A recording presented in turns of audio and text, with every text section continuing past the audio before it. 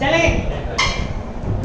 तो last class में अपने टॉपिक स्टार्ट किया था वृत्तीय झिल्ली में कंपन, वाइब्रेशन इन सर्कुलर मेम्ब्रेन। तो टॉपिक क्या था, सुनना ध्यान। एक वृत्तीय झिल्ली थी, सर्कुलर मेम्ब्रेन थी, झिल्ली थी, एक्स वाई तल में तली हुई थी, एक्स वाई में तली हुई, जिसकी त्रिज्या कितनी थी बबलू, ए। त्रिज्या क्या थी, ए। इसको अपन ने मध्य से विस्थापित किया था और छोड़ दिया था। मध्य से विस्थापित करके छोड़ा था, मिडिल से डिस्प्लेस करके छोड़ दिया था, तो ये कंपन कर दी। क्या कर रही थी, कंपन, वाइब्रेट हो रही थी।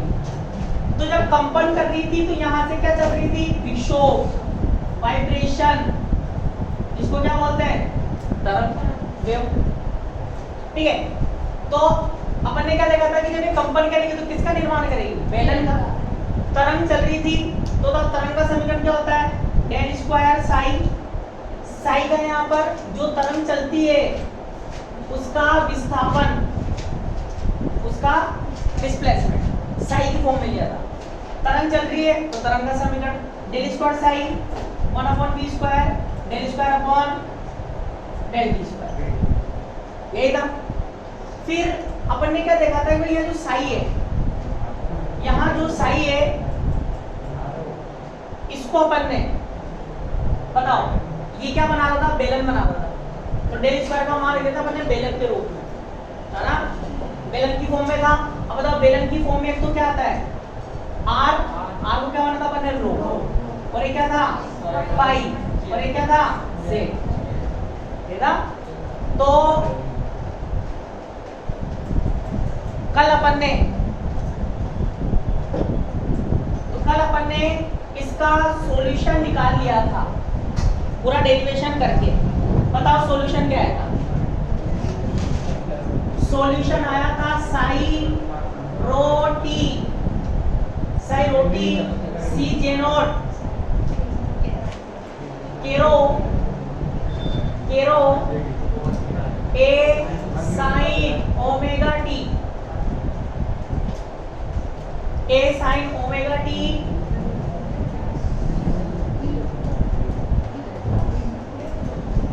ए sine omega T plus B cos omega T. कौन सी इक्वेशन आएगी, कौन सी इक्वेशन आएगी, एड। तो लिखो जो कि वृत्तीय झिल्ली में कंपन करते हुए,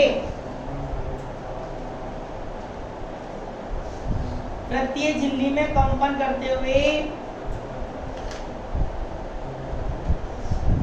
करते हुए कणों का, अर्थात तरंग का विस्थापन समीकरण है, विस्थापन समीकरण है। अंग्रेजी वाले लिखो which is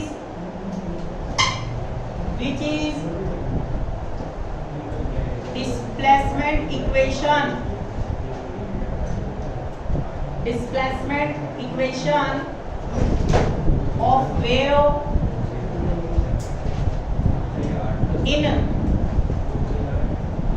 in propagating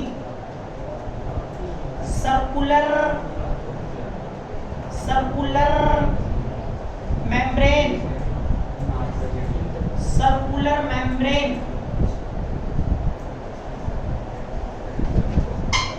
आगे चले। अब बेटा ध्यान देना, साई रो कोमा टी, तो अगला बताओ सी जे नॉट के रो। अब बताओ इसको ई की पावर के रूप में क्या लिख सकता हूँ,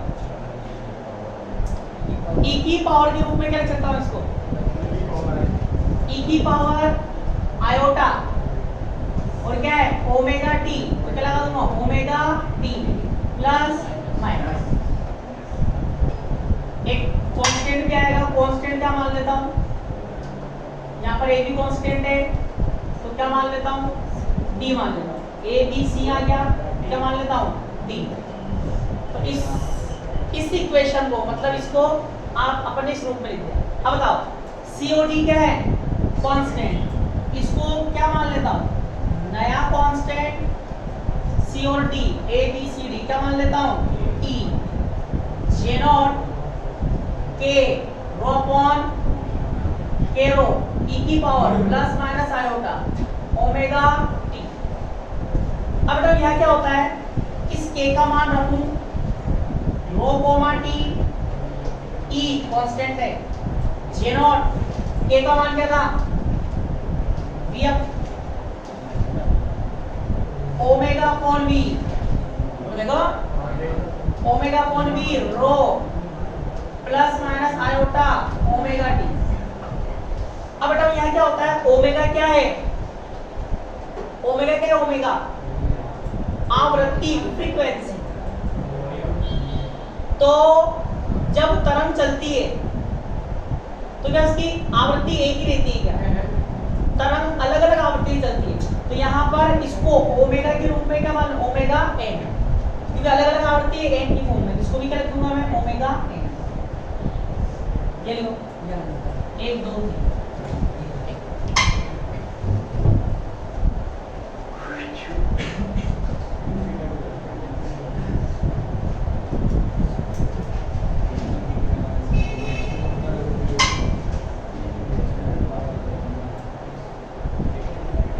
बेटा इसको अपन ने e की पावर आयोटा थीटा को e की पावर आयोटा थीटा को अपन ने कई बार भी लिखा है साइन कोस के रूप में, हैं a cos theta a sin theta plus b cos theta नहीं लिखते क्या गणित में, तो फिर बहुत बातें करते हो। इसको जब मैं लिख सकता हूं तो इसमें नहीं लिख सकता क्या,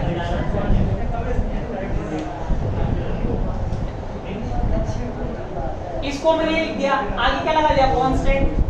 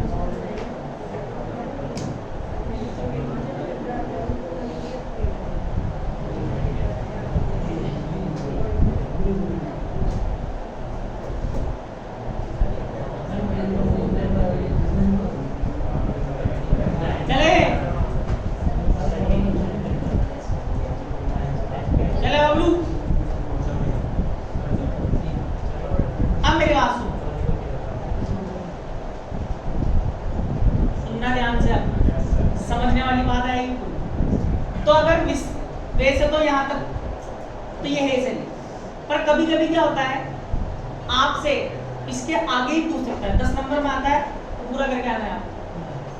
अब यहाँ पर आपसे बोलेगा ये जो ओमेगा एन है फ्रीक्वेंसी है, आपसे बोलेगा कंपन की विभिन्न आवृत्तियां या जितनी भी संभावित आवृत्तियां हैं वो भी ज्ञात करके दिखाओ।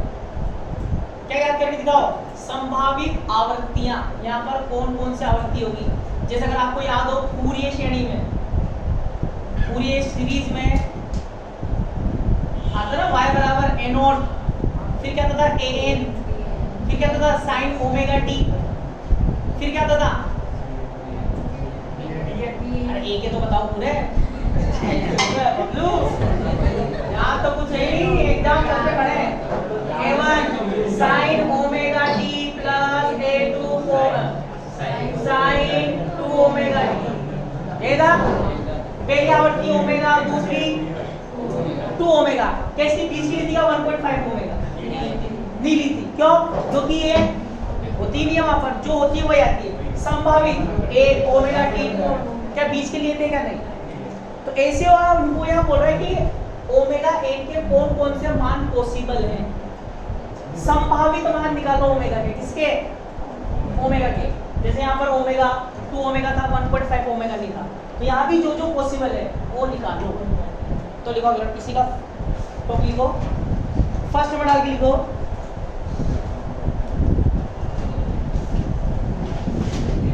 संभावित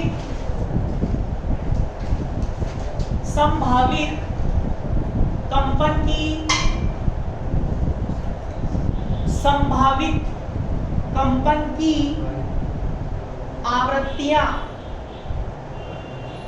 संभावित कंपन की आवृत्तियां, अंग्रेजी वाले लिखो possible frequencies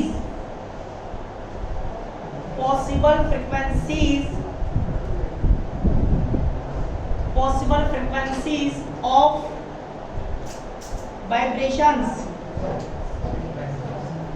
possible frequencies of vibrations।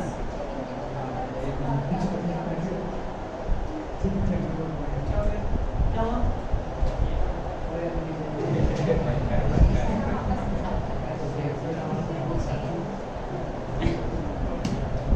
चले, अब मेरी बात सुनो, इसके अंदर लिखो दी गई समस्या में, इसके अंदर लिखो हम लोग दी गई समस्या में निम्न परिसीमा प्रतिबंध होंगे। हिंदी इंग्लिश पढ़ रहे हो क्या? हैं? कर दूंगा, मैं कर दूंगा। क्या लिखा? हाँ, निम्न परिसीमा प्रतिबंध होता है। दी गई समस्या में निम्न परिसीमा प्रतिबंध होते हैं।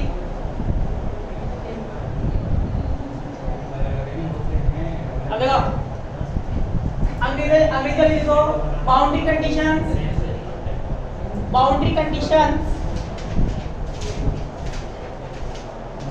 For given problem. अब हम लोग ध्यान सुनना, अब लोग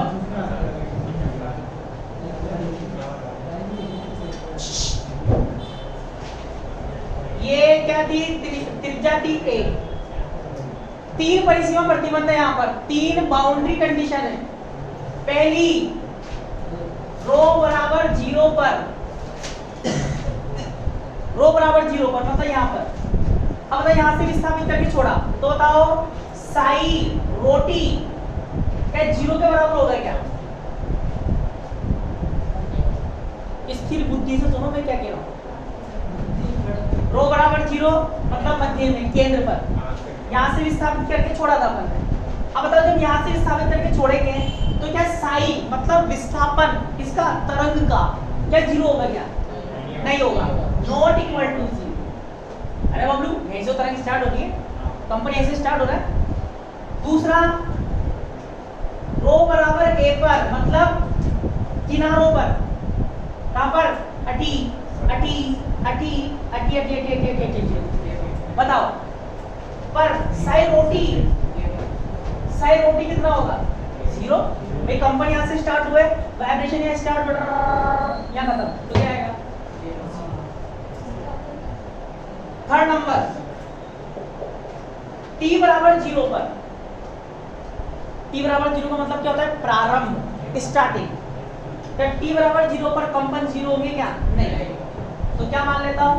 साई रो कोमा टी, तो क्या मान लेता हूँ? रो नॉट साई नॉट रो। तो 3 क्या है इसमें? परिसीमा प्रतिबंध है। तो लिखो, पहले लिखो तीनों परिसीमा। हाँ बोलो। रो बराबर a पर 0 कैसे हुआ? यहाँ से तरंग उत्पन्न होगी, यहाँ समाप्त हो जाएगी। नहीं अरे यार यहाँ से तरंग स्टार्ट होगी।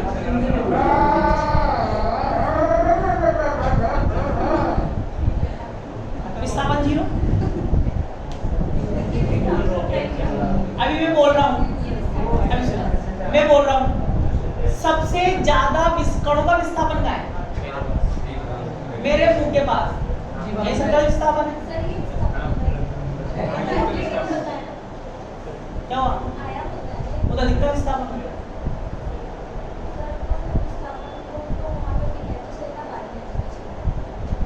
विस्थापन जब अधिकतम हो जाता है तो अधिकतम वो आयाम हो जाता है।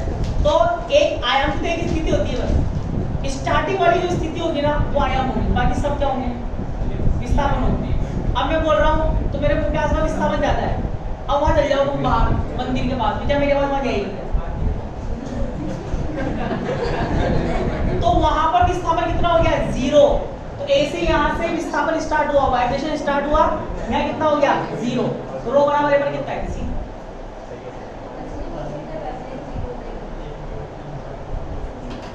वेवलेंथ तो बेटा जितनी दूरी होती है ना तरंग की वो होती है क्षेत्र।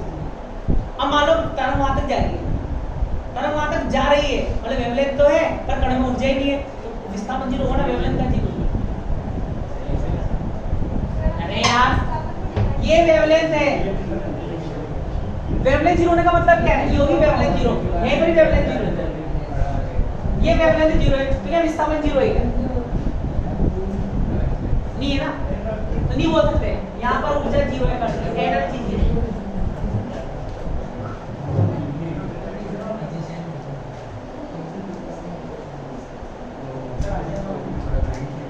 चले अब बबलू, अरे बबलू ध्यान से देख लेना।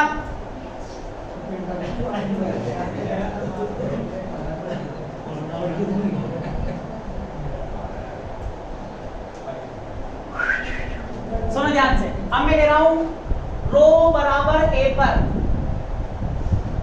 रो बराबर ए पर, तीनों में से परिसीमा लिखो। रो बराबर ए पर बताओ, रो बराबर ए पर साई रो कोमा टी, साई रो कोमा टी कितना होता है?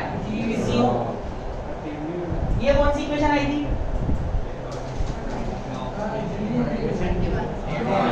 कौन सी आएगी? नो। तो देखना तब इक्वेशन 9 से, तब इक्वेशन 9 से बताओ, इक्वेशन 9 से बताओ ये कितना हो गया? 0 बराबर बराबर क्या आएगा? E J naught, E J naught और ब्लू ओमेगा एन बी और ब्लू रो ई की power iota omega n t. ध्यान से सुनना, ध्यान से। अब बताओ ये 0 के बराबर है, इसका मतलब या तो ई 0 हुआ या जे नॉट डब्बा, ये जे नॉट क्या है यहाँ पर? शून्य कोटि का बेसल गुणांक, 0 ऑर्डर का बेसल कोफिशिएंट, बेसल समीकरण होते भी लिख के बता दूंगा, ठीक है? तो ये बेसल गुणांक है, या तो ई 0 होगा या बेसल गुणांक 0 होगा या ये 0 होगा। तो बताओ ई 0 हो नहीं सकता क्यों? कांस्टेंट है, कांस्टेंट ही 0 हो जाएगा। क्या सब जगह विस्थापन 0 है क्या? नहीं है। इसमें वो तो सिद्ध करते ना, वो तो परिसीमा के अनुसार लेता है, इसमें क्यों होगा? अरे अगर ई बराबर 0 हो गया तो ये पूरा, अगर मैंने ई बराबर 0 लिया तो इसका मतलब ये पूरा 0 हो गया, है ना? अब इसका मतलब क्या हुआ? साई रोटी भी कितना हो गया? 0। क्या जब आप झिल्ली को विस्थापित करके छोड़ोगे क्या विस्थापन नहीं होगा क्या? तो गलत है ना ये, मतलब ये 0 के इक्वल गलत। फिर ये भी 0 के इक्वल नहीं हो सकता, ठीक है? क्योंकि ये भी 0 के इक्वल होगा तब भी ये क्या हो जाएगा? साई 0। तो कहने का मतलब क्या है? कहने का मतलब ये जो शून्य कोटि का बेसल कोएफिशिएंट है इसको अपन किसके बराबर कर रहे हैं? 0 की। क्यों? क्योंकि अपन को यहाँ पर संभावित आवृत्तियां निकालनी है, पॉसिबल फ्रीक्वेंसी। तो मैं क्या कर रहा हूँ, इसको ध्यान रखना, J naught omega N rho upon B का मान किसके इक्वल होता है? 0। अब बेटा थोड़ा सा आपको यहाँ पर ये याद रखना पड़ेगा, इसको 0 के इक्वल कर दिया, आप सुनेगा ध्यान से। अब यहाँ पर आपको थोड़ा सा ये ध्यान रखना पड़ेगा, क्या ध्यान रखना पड़ेगा कि जो शून्य कोटि का बेसल इक्वेशन है उसका अगर ऐसा मान है, सुनना, क्योंकि याद रखना चाहिए, हाँ याद रखना पड़ेगा, जे नॉट, आवाज बंद करके सुनते रहो, 2.404 बराबर जे नॉट 5.520 बराबर जे नॉट 8653 और भी होते हैं पर 3 ही लिख लो तो ये 3 याद रह जाएंगे। सुनना ध्यान से, सब समझाओ, सुनते रहो, समझने कारण की वीडियो सुनते रहो। अब ये 0 आ गया, अपन का मेन काम क्या है? अपना मेन काम यहाँ ओमेगा एन निकालना, हलवा नहीं चल रहा, सुनते रहना, ओमेगा एन निकालना। तो ओमेगा एन निकालने के लिए ये जो होते हैं ना, ये जैसे मैंने लिखा साइन, क्या लिखा? साइन। अब बताओ साइन का मान 0 आए, उसके लिए यहाँ क्या क्या होना जरूरी है? या तो 0 हो, साइन 0 होता है, या क्या हो, पाई हो, साइन पाई 0 होता है, क्या हो, 2 पाई, साइन 2 पाई 0 होता है, ऐसे ही 3 पाई, ठीक है। सेम टू सेम यहाँ भी, अगर जे नोट के अंदर जब इसको मान रख के सोल्व करते हैं, अगर अंदर ये मान बनता है तो इस जे नोट का पूरे का मान क्या हो जाता है? बराबर करके 0। इस मान के लिए 0 आता है। इस अगर ये अंदर वाला डब्बा सोल्व होने के बाद ये मान बनता है, तब भी इसके बराबर हो जाएगा 0 के। या अंदर का डब्बा सोल्व करेंगे, ये मान बनता है, तब भी इसके बराबर हो जाएगा 0। जैसे साइन 0, पाई 0, 2 पाई 0, 3 पाई, बहुत सारे मान है, इसके बहुत सारे मान होते हैं। अपन कितने लिख रहे हैं? 3। अब कोई बच्चे के सर कहां से ये मान कहां से आए, या तो डायरेक्टली कैसे याद करें? तो बेटा ये आपको सेकंड ईयर में डायरेक्टली याद करने पड़ेगा। क्यों? क्योंकि जब आते कहां से हैं? एमएससी में जब बच्चा मैथमेटिक्स से जब एमएससी करता है तो वहां पर एक पूरी बुक चलती है, मैथमेटिक्स एमएससी में चलती है, वहां से उठा के मान आता है, वहां पर सिद्ध होते हैं, सुनते रहो भाई। तो वहां पर पूरी बुक चलती है, लेजेंड्रे बहुपद आते हैं, बेसल आती है और सेल लेजेंड्रे, हर्मिटी, बहुत सारे आते हैं, पूरी बुक चलती है, तो वहां से मान आए। ठीक है, अब जैसे ये मान लीजिए कहां से है? 10वीं गणित से। ये कहां से है? एमएससी मैथमेटिक्स से। अब सुनो, बस इतना सा आपको ध्यान रखना है। अब बताओ, तब सुनना ध्यान से। अब बताओ ये 0 के इक्वल है।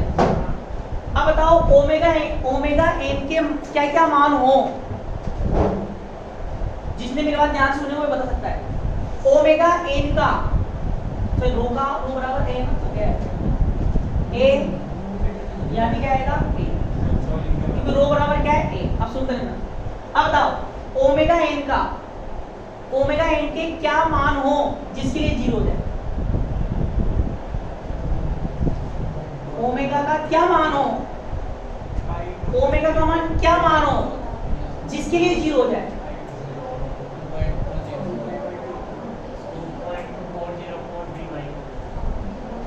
हाँ, क्या हो?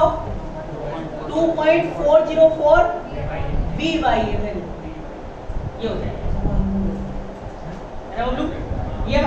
ये फर्स्ट वाला अपन मान लिया था। यहाँ ये मान ही रखेंगे, A से कट जाएगा, B से भी कट जाएगा, ये मान बचेगा, इसका मान कितना होता है? 0। तो पहली आवृत्ति आ गई, फर्स्ट फ्रीक्वेंसी आ चुकी है। ऐसे कोमा दूसरी बताओ, ओमेगा 2, यहाँ पर क्या हो कि ये 0 हो जाए, क्या हो? 5.520 और क्या हो? V/8। तो ये क्या आ गई? दूसरी फ्रीक्वेंसी। ऐसे बताओ तीसरी फ्रीक्वेंसी क्या आएगी? क्या आएगी? 8.653 V/8। तो ये क्या गई? संभावित आवृत्तियां। एक तो ये संभावित होगी, ये पॉसिबल है, ये पॉसिबल है, ये पॉसिबल है, और क्या पॉसिबल है, पर आपको 3 ही याद रखनी है।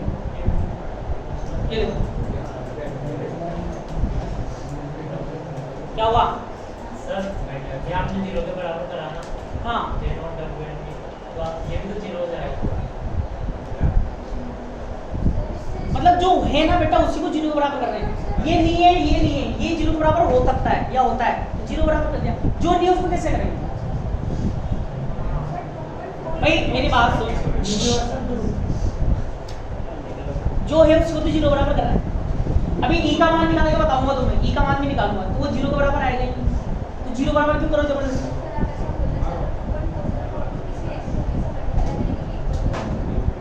मतलब क्या हाँ जे नोट से मल्टीप्लाई नहीं, ये डब्बा सोल्व करने पर ये बने, ये बनना चाहिए तो ये 0 के मतलब जे नोट ये मान, जे नोट डब्बे के अंदर ये मान आता है तो शून्य कोटि का गुणांक 0 के बराबर हो जाता है इन मानों के लिए। अरे मल्टीप्लाई थोड़ी है वो, मल्टीप्लाई थोड़ी है, अरे यार साइन 0 बराबर कितना होता है, तो ये साइन है और ये इसके ओ मान है, तो वैसे तो इससे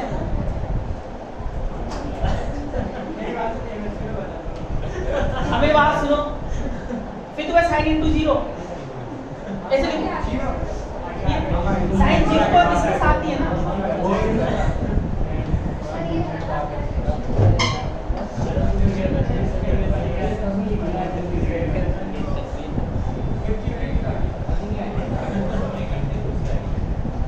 बेटा ये कोई समझा नहीं सकता मेरी गारंटी, सर आपने डायरेक्टली लिखा, क्या डायरेक्टली लिखा, हाँ ये तो डायरेक्टली लिखा ना, पर ये बता रहा हूँ आवृत्ति निकालना, कोई समझा दे तो गारंटी है फिर जलावरण में जीत करनी चाहिए।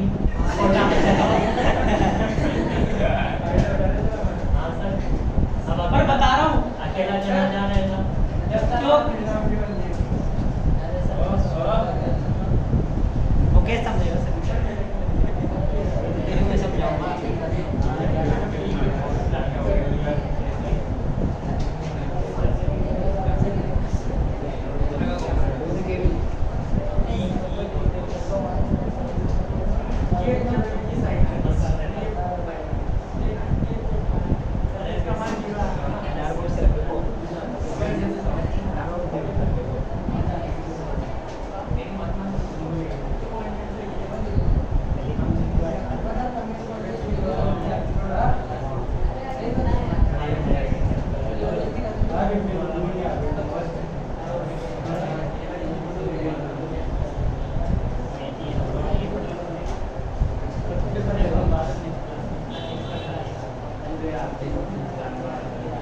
लिया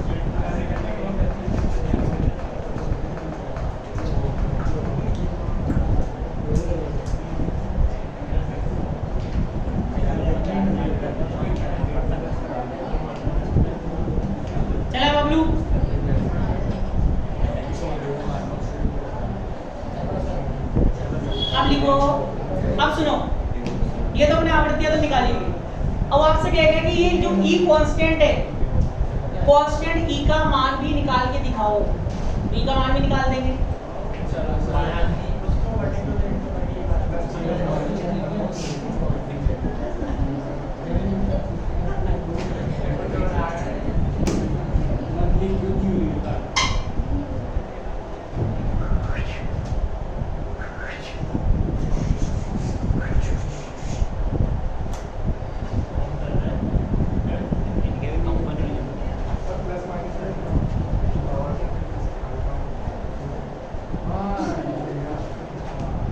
कैसे भी लिख सकते हैं। हाँ मेरी बात सुनो, हाँ अब ध्यान देना, t बराबर 0 पर, t बराबर 0 पर, मतलब t बराबर 0 पर साइन रो कोमा t क्या माना था, साइन नॉट रो, वो कौन सी इक्वेशन नो, तब इक्वेशन नो से यह क्या था, इक्वेशन नो में साइन आर रो को माटी, सुनना ध्यान से, तो क्या बन जाएगा साइन नॉट रो और बब्लू E J naught omega N A by B, कहां पे t बराबर 0 करना, t बराबर 0 पर, वैसे भी रो बराबर यही तो है, चित्र में भी तो रो बराबर यही है, t बराबर 0 पर ये विस्थापन था, ठीक है। अब सुनो, अब बताओ, सुन लेना ध्यान से, बताओ t बराबर 0 रखोगे, e की पावर 0 कितना होता है, 1 होता है ना, t बराबर 0 रखोगे तो अब बताओ sine m pi upon a क्या है, sine m pi upon variable function, कौन सा फंक्शन, वेरिएबल। अब बताओ अगर इस वेरिएबल फंक्शन का कांस्टेंट मान प्राप्त करना हो, वेरिएबल फंक्शन का कांस्टेंट मान प्राप्त करना हो, इस साइन के साथ क्या करना है, 1000 बार किया, 1000 बार कर लिया,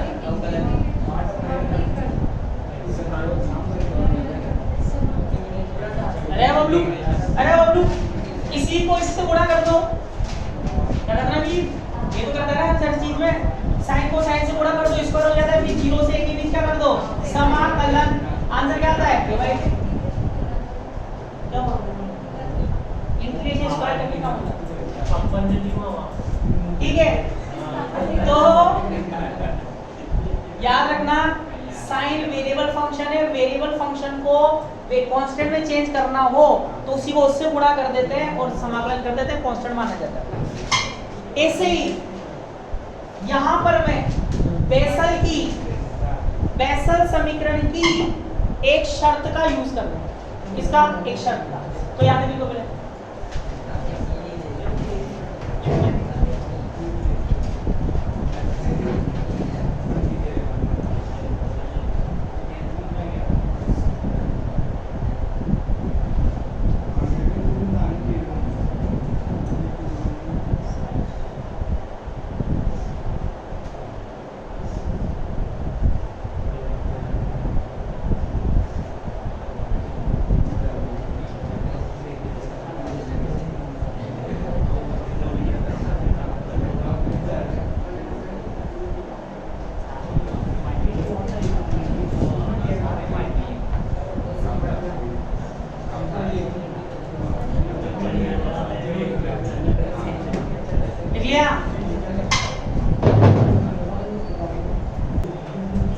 अब सुनो ध्यान से, तो यहां पर अपन क्या कर रहे हैं, जैसे साइन क्या था वेरिएबल फंक्शन, उसका कांस्टेंट मान प्राप्त करने के लिए उसको उससे गुणा कर देते हैं, समाकलन कर देते हैं, कांस्टेंट माना जाता है, ठीक है।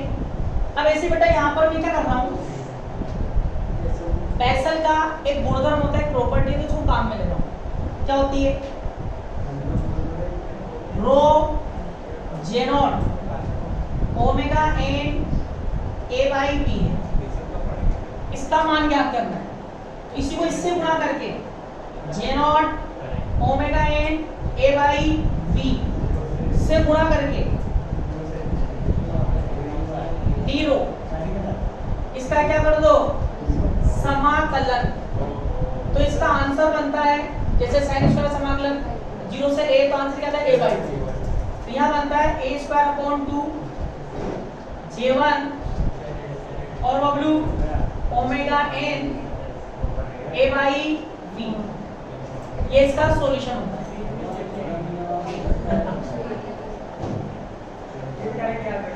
और कभी आएगा इसका आंसर, ठीक है। तो मैं ये यहाँ पर यूज कर रहा हूँ, तो जरा ध्यान से, तो यहाँ पर ये कौन सी इक्वेशन है, कौन सी आएगी 10। तो इक्वेशन 10 के साथ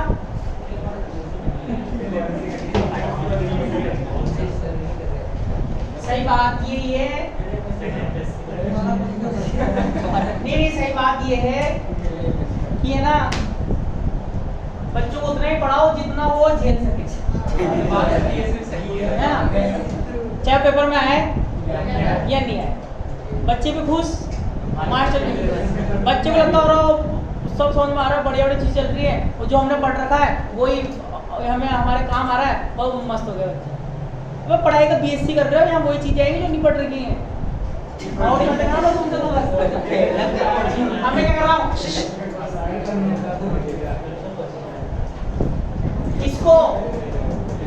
इसको दोनों तरफ रो J naught omega N upon ए से गुणा कर रहा हूँ दोनों तरफ और समाकलन करूंगा। तो इधर क्या बनेगा sine naught rho J naught omega N upon a b और ब्लू बी रो बराबर अभी क्या बनेगा ई। सुन लेना ध्यान से, इधर ई, इधर क्या करेंगे इसी को इससे गुणा कर रहे हैं, इसको भी क्या बनेगा rho J naught omega N A by B J naught omega N A by B और ब्लू डी रो। बताओ sine naught rho J naught omega N A upon B D rho E. बताओ ये बन गया अपना सेम टू सेम।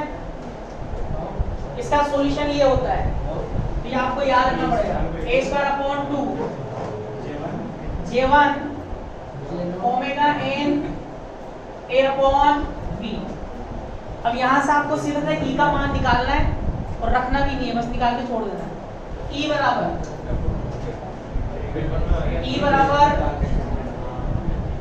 पेपर में भी नहीं निकालना है, इतना लिख के छोड़ के आना, बस लिख देंगे मान का विस्तार प्राप्त किया जा सकता है। Rho J naught omega N A by B D row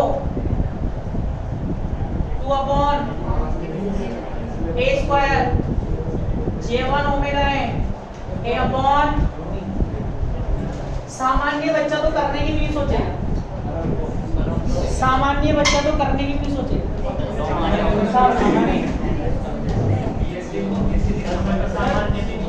extraordinary बच्चा होगा वही हिम्मत करेगा इसको याद करने की।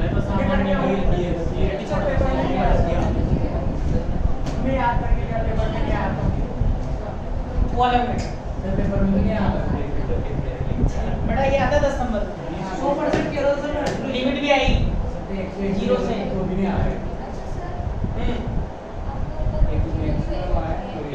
क्या हाँ ये समझ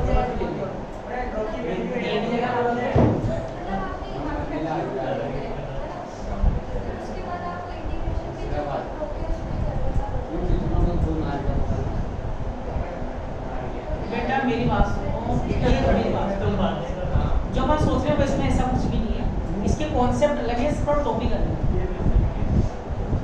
चर गुणांकों की अवकल समीकरण, क्या तुमने ऐसी समीकरण देखी है?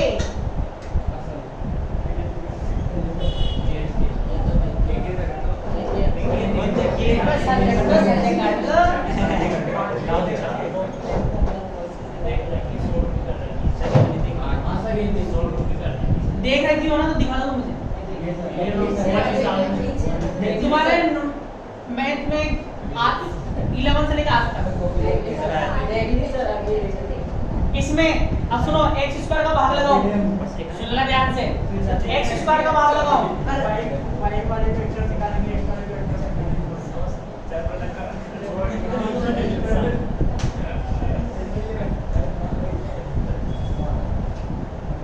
ये बेसिक इक्वेशन। अब यहाँ n बराबर 0 ले लोगे, n बराबर 0 होगा तो क्या बन जाएगी? शून्य कोटि की बेसल इक्वेशन, जीरो ऑर्डर की। तो अपने जीरो ऑर्डर की आएगी, एक ले लोगे n बराबर 1 तो प्रथम कोटि की बेसल समीकरण उसका हल निकालो। गणित में पूरी चलती है, शून्य कोटि की बेसल, प्रथम कोटि की, द्वितीय, तृतीय। एमएससी में थी कि बीएससी में यदि है एमएससी मैथमेटिक्स। बहुत बढ़िया ये बारी बार गेम कर लेना तो सर फिर एमएससी करके आएंगे हम। हां फिर हम चर्चा करेंगे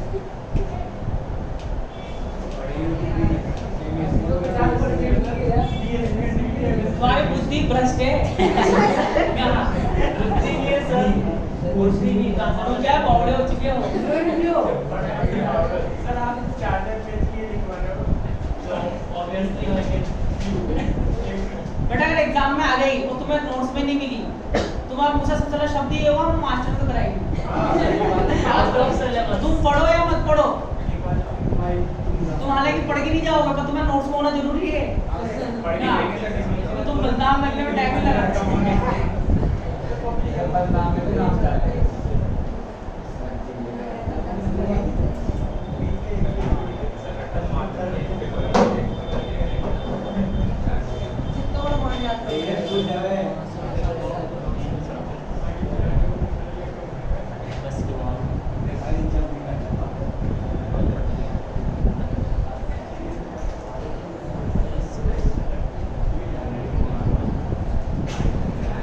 वो जो बच्चा खुद से पढ़ता है ना नोट्स है तो समझ ही नहीं सकता, वो रट्टे मारेगा इसको। मैंने आपको एक एक चीज समझा के लिखा है यहाँ पर, तुम पढ़ोगे ना तो रट्टे मारोगे। रट्टा मार रही है।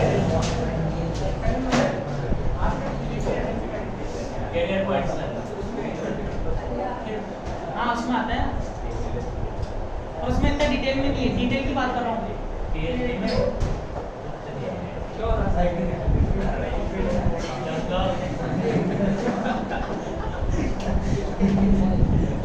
लिख लिया,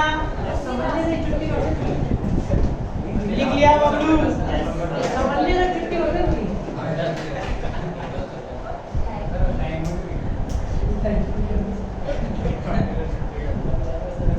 और रिपीट कर देता हूँ, शोर ना सुनो। अपन को कांस्टेंट ई का मान निकालना है। किसका मान निकालना है? ई का। ई का मान निकालने के लिए मुझे क्या करना है? यहाँ पर बेसल समीकरण का गुणधर्म होता है, उस प्रॉपर्टी का यूज किया हमने।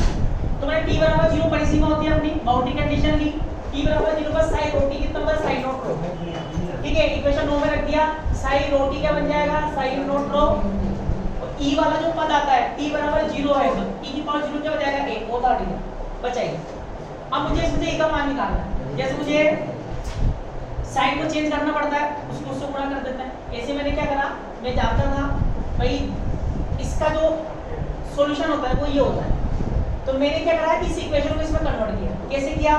रो J naught omega N upon v से इनटू कर दिया दोनों तरफ, इधर इनटू किया तो ये बन गया, b रो के साथ समाकलन कर दिया, और इसी को इधर इनटू किया तो ये बन गया। ठीक है, तो ये पूरा का पूरा अपने पास ये है। ठीक है, तो इसका सॉल्यूशन अपन जानते हैं ये होता है। यहाँ से ई का मान निकाल दिया, रखना तो है ही नहीं, लिखो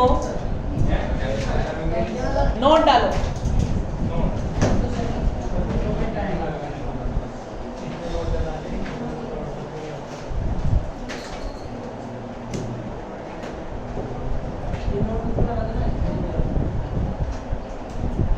पहले इसके नीचे एक लाइन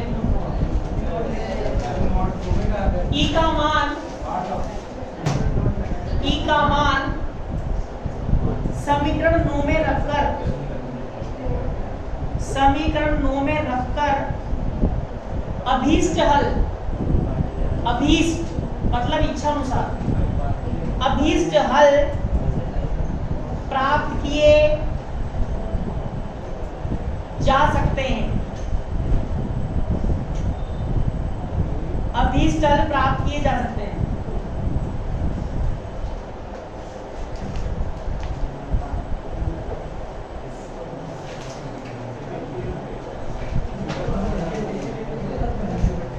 अगले जल को on substituting coefficients asymptotic coefficient E in equation 9 a complete solution for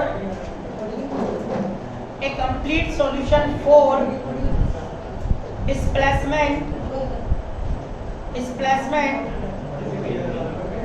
equation। Bablu अब बताओ अगले टॉपिक के लिए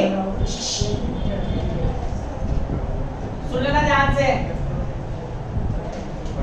अगले टॉपिक में नोट काम आएगा, इसलिए नोट पहले लिखा रहा हूं, सुनना ध्यान से। नोट क्या है, ध्यान सुन लेना, 2 मिनट की और बात। अगले टॉपिक में नोट काम आएगा, अगर अभी नोट नहीं लिखा होगा वहां पर डायरेक्टली यूज करूंगा, फिर तुम्हारी बत्ती गुल होगी, सर ये क्या कर रहा हूं, ये क्या कर रहा हूं, इससे पहले बता। तो बताओ, अपन ने लाप्लास समीकरण का गोलीय निर्देशांक पद्धति में निकाला था, क्या सॉल्यूशन आएगा बताओ। a r की power l plus b r minus l plus 1 ये था, और क्या था plx ये था ब्लू राउंड बोल दो साई r कोमा रो ये था। अब बताओ वहां पर pl क्या था, pl लेजेंड्रे गुणांक, कोएफिशिएंट ऑफ लेजेंड्रे। अब सुनो, अगली जो समस्या आएगी, अगली जो प्रॉब्लम आएगी अपने पास, वो उस प्रॉब्लम में अपन को गोले के अंदर और बाहर, गोले के अंदर और बाहर विभव निकालना है। अब बताओ गोला कैसा होता है, स्फेयर, तो स्फेरिकल वाला काम आएगा, गोलीय पद्धति काम आएगी। अब मेरे पास जब अपन कल ये प्रॉब्लम सोल्व करेंगे तो कल अपन को पीएल का मान निकालना पड़ेगा, ए का निकालेंगे, बी का निकालेंगे, पीएल का भी निकालेंगे।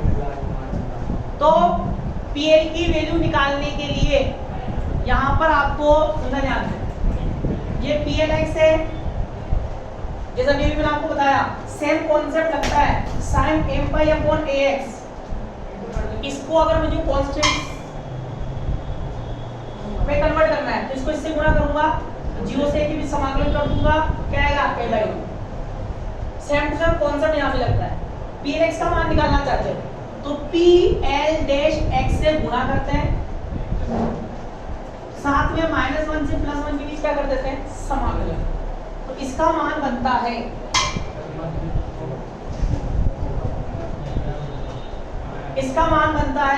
(2/12 + 1) साथ में डेल l, l डैश। अब यहां बेटाओ डेल होता है Kronecker delta function, Kronecker delta फलन। अब इसके 2 मान होते हैं, ध्यान सुन लेना, ये क्या है, इसका नाम क्या है, क्रोनेकर डेल्टा फलन, क्रोनेकर डेल्टा फलन। अब सुनो, अब अगर L बराबर L डैश होता है, L बराबर L डैश होता है तो क्रोनेकर डेल्टा फलन का मान हो जाता है 1। और अगर L not equal to L dash होता है, क्रोनेकर डेल्टा फलन का मान आता है 0। तो अपने कौन सी प्रॉपर्टी काम आएगी, L बराबर L डैश, क्योंकि अपन को 0 थोड़ी लाना है, विभव ज्ञात करना है, इसीलिए एक तो याद रखना L बराबर L डैश के लिए, ठीक है। एक दूसरा नोट ये याद रखना, PLX है, सुनना ध्यान से, PLX है, अगर यहीं पर ही L का मान 1 ले लोगे तो PLX बन जाता है, तो X ले आ जाता है, उसका आंसर क्या आता है, X। ये दोनों प्रॉपर्टी लिख लो।